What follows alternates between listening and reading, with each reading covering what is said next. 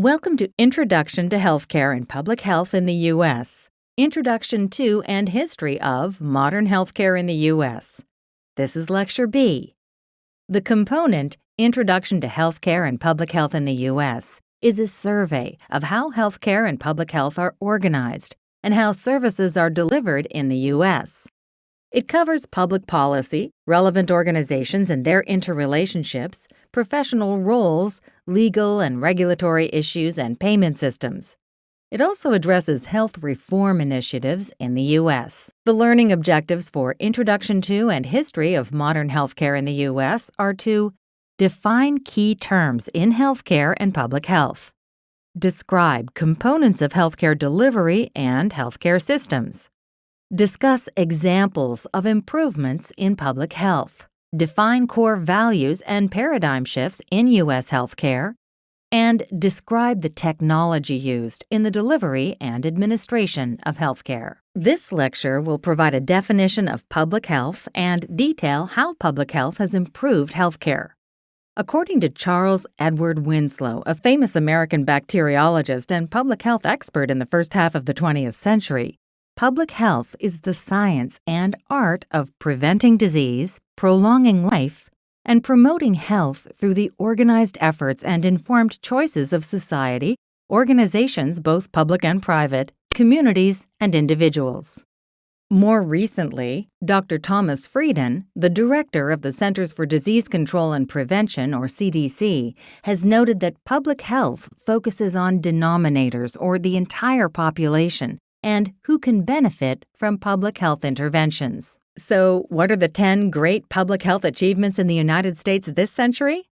The Centers for Disease Control and Prevention lists them as vaccination, motor vehicle safety, safe workplaces, control of infectious diseases, a decline in death from coronary heart disease and stroke, safer and healthier food, healthier mothers and babies, family planning, the fluoridation of drinking water, and the recognition of tobacco use as a health hazard.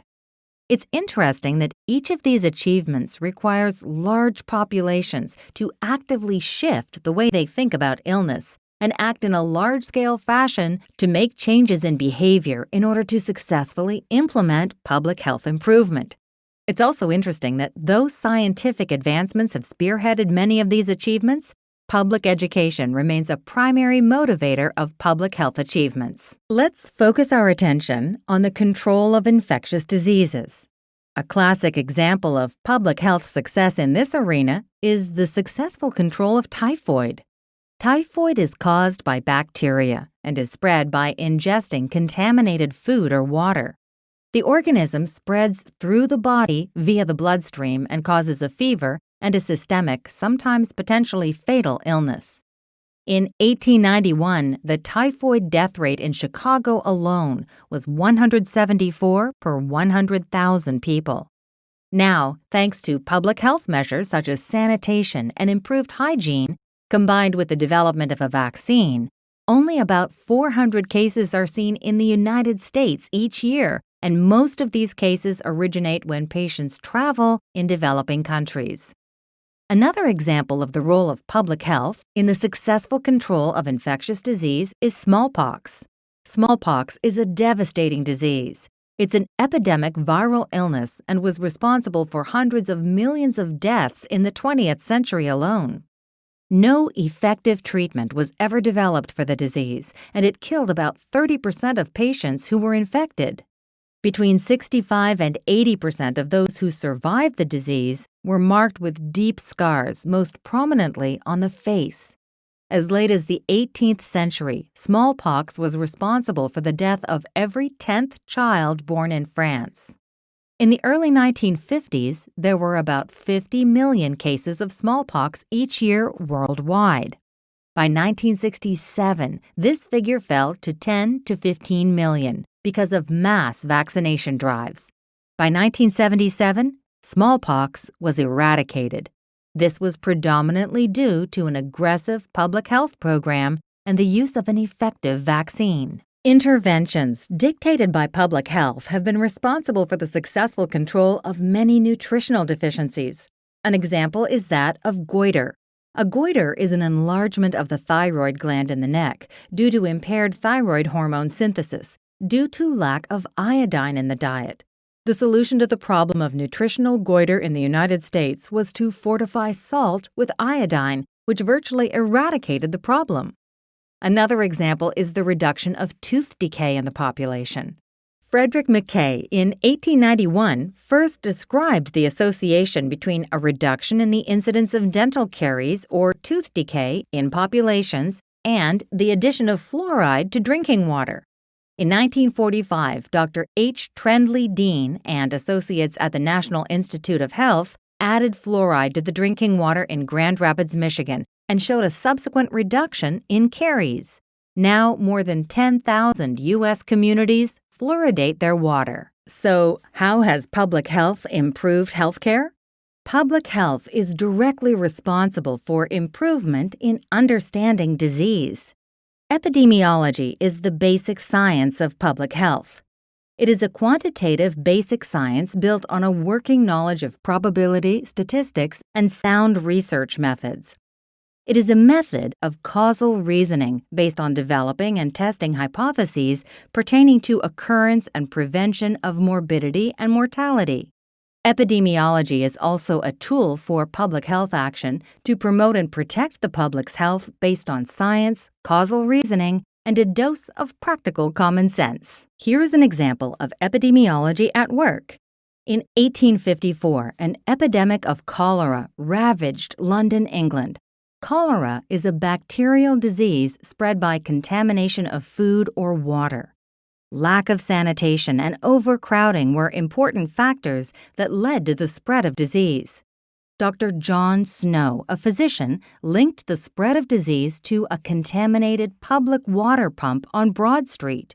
Snow hypothesized that the disease was spread by contaminated water, and he used statistics to connect the quality of water to the number of cases of cholera. Public health has also led to improvements in healthcare resulting from improvements in data collection and methods to carry out experiments.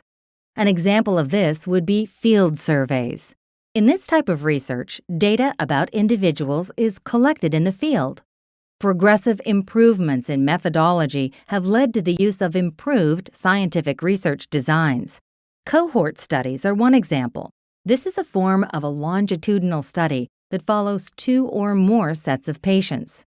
One set has a characteristic that is being considered. The other does not have the characteristic. Randomized controlled trials, or RCTs, represent another improved scientific research design. RCTs reduce sampling bias in scientific studies. Patients who are otherwise identical are assigned to one of two groups. The experimental group receives an intervention, and the control group does not. This reduces the incidence of confounding variables in data analysis. An example of improvements in data collection leading to better public health is the Framingham Heart Study. In 1948, the National Heart Institute, which is now the National Heart, Lung, and Blood Institute of the National Institutes of Health, and Boston University began the Framingham Heart Study. The study recruited men and women from the town of Framingham, Massachusetts, and followed them for a substantial number of years to attempt to identify factors that contribute to the development of cardiovascular disease. Over the years, 3 generations of participants have helped to identify major cardiovascular disease risk factors. With the assistance of these patients, researchers have also attempted to understand the effects of cardiovascular disease risk factors on other diseases, such as hypertension, also called high blood pressure, and dementia. In addition to improvements in data collection, public health has also benefited from improvements in data analysis. For example, use of tools such as multivariate analysis and meta-analysis offer specialized options to analyze collective data. There has also been an improvement in disease surveillance.